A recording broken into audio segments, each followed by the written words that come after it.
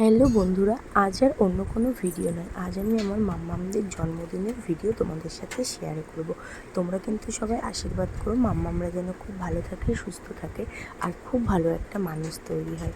আর এদিকে দুপুরবেলায় একেবারে মাম্মামদের আমি খেতে বসিয়ে দিয়েছি, সব রান্নাবান্না করে। আর মাম্মামরা ঠিক যেভাবে খেতে পারে, ভাত, 5 রকম ভাজা, পায়েস, ডাল, কাতলা মাছ, চিকেন স্টু, দই আর বাড়িতে তৈরি একটা সন্দেশ, সাথে 5 রকম মিষ্টি আর মাছের মাথাও ছিল, কিন্তু তাড়াহুড়োতে না ওটা দিতে ভুলেই গেছিলাম। তো যাই হোক, এগুলো কিন্তু মাম্মামরা খেতে পারবে, ঠিক সেভাবেই তৈরি করা হয়েছে। আর তোমরা কিন্তু জানিও রান্নাবান্নাগুলো ঠিকঠাক ছিল কি না। দেখো, মাম্মামদের বসানোর সাথে সাথে মাম্মামরা কি সুন্দর নিজেদের মতো একটা একটা করে ভাজা তুলে নিয়েছে। ছোটো মাম্মাম একটা গাজর ভাজা থেকে সবার আগেই তুলে নিয়েছে, আর বড় মাম্মাম ভাবছে যে কী একটা ভাজা তোলা যায়, তাই না? আর কি মিষ্টি লাগছিল সেদিন। যাই হোক, আমি নিজেই বলছি, আর তোমরাও কিন্তু সাথে কমেন্ট করে জানিও কেমন লাগছিল।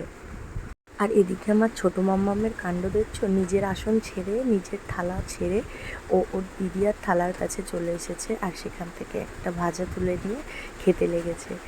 তো এই করে আর কি, দুই বোন একসাথে মিলে একসাথে থাকলে। আর এটা হলো আমার মাম্মামদের রাত্রেবেলার লুক। তো তখন আর সেভাবে ভিডিও ক্লিপ নিতে পারিনি তাড়াহুড়োর জন্য। তো তোমরা তো এই জামাটা দেখেছোই, আর আগের জামাটাও দেখেছো। আর কেমন লাগছে জানিও। আর এটা হলো একটা কেক কাটার সময়। তো আমি, মাম্মামের পাপা আর আমার দুই মাম্মাম মিলে কেকটা কেটে নিচ্ছি। আর এই একদম ছোট্ট একটা বার্থডে ভ্লগ মাম্মামদের প্রথম জন্মদিনের। তো তোমাদের কেমন লাগলো অবশ্যই কিন্তু কমেন্ট করে জানিও। বাই।